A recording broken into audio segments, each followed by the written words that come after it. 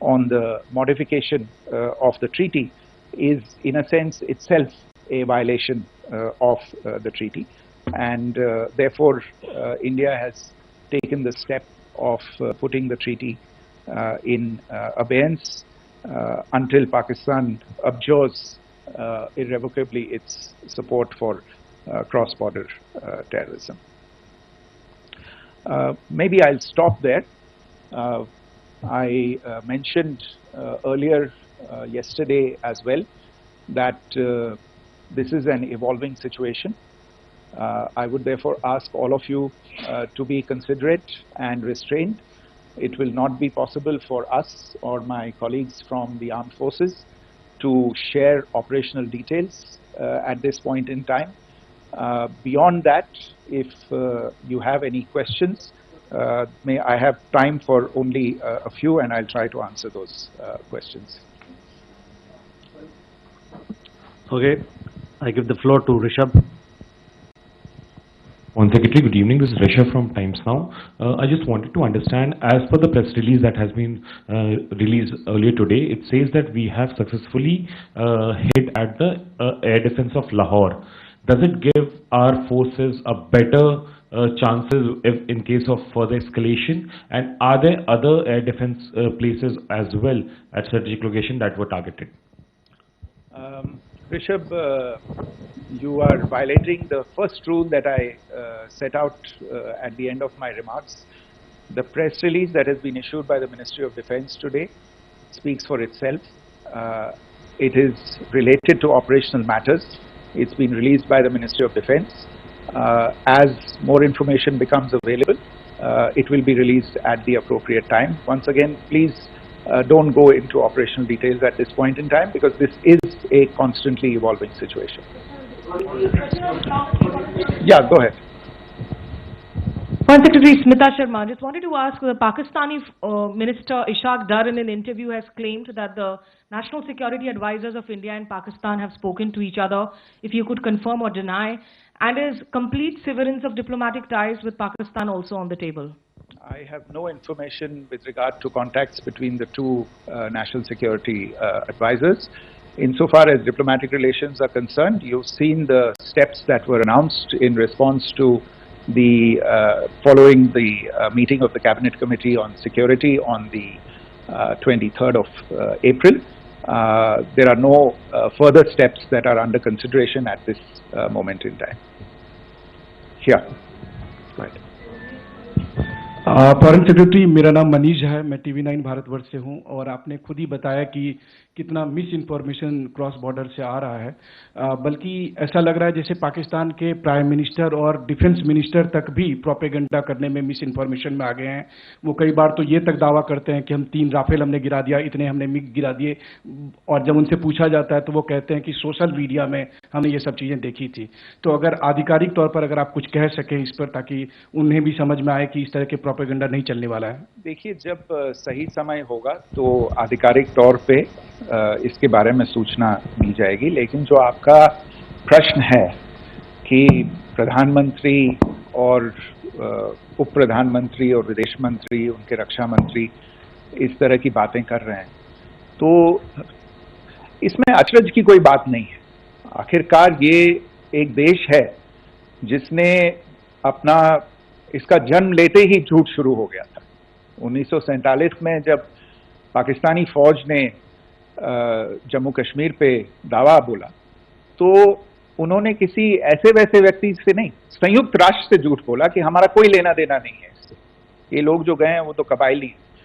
वो तो जब हमारी फौज वहां पे पहुंची और UN के लोग, संयुक्त राष्ट्र के लोग खुद वहां पे पहुंचे, उन्होंने देखा कि वहां तो पाकिस्तानी फौज घुसपैठ करके आ गई है, उसके बाद पाकिस्तान को मुंह की देखनी पड़ी और उनको मानना पड़ा कि हाँ, उनकी फौज वहां पे कुछ समय से पड़ी हुई है।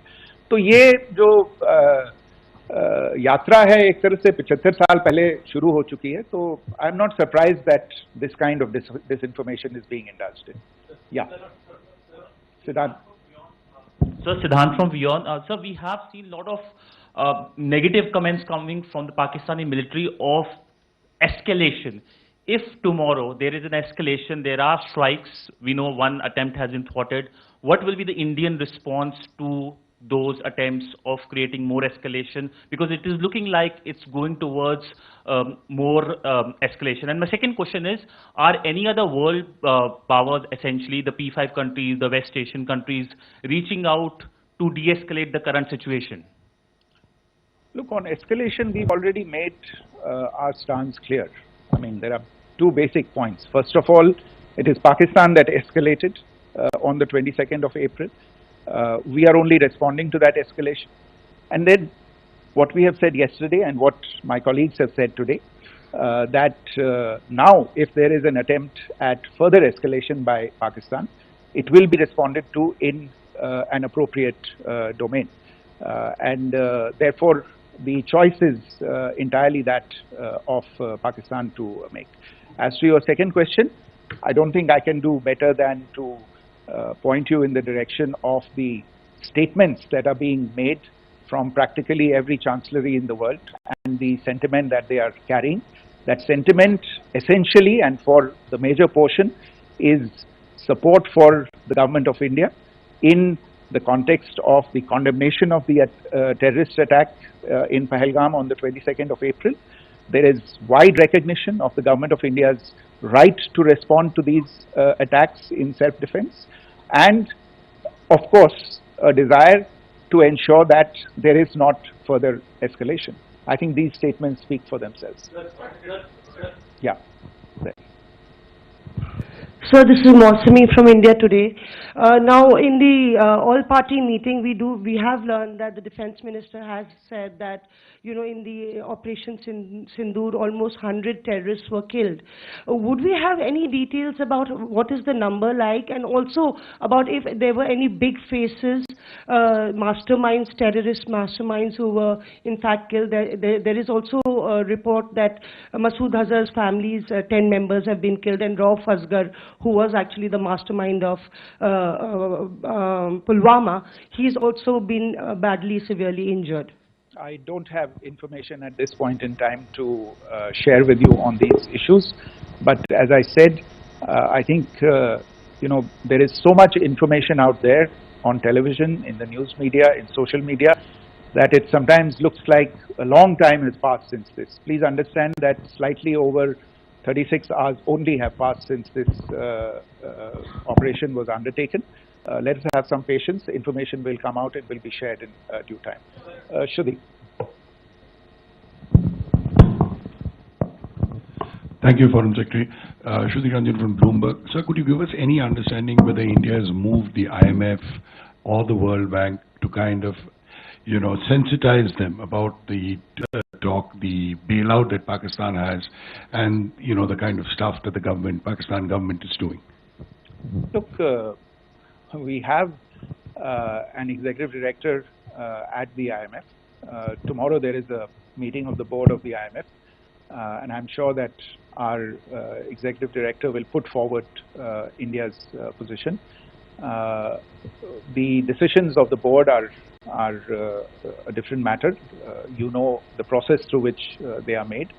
But I think the case with regard to Pakistan should be self-evident to those people who generally to bail out this country. And Bloomberg, I think you would have the data on how many IMF bailout programs have been, very good, thank you, have been sanctioned in the space of the last 3 decades. And I think you would also have an idea of how many of those programs have actually reached successful conclusion. Probably not many. So I think this is a decision that board members have to take by looking deep within themselves and looking at the facts. So we can, one last question, sir. Sure. One last question.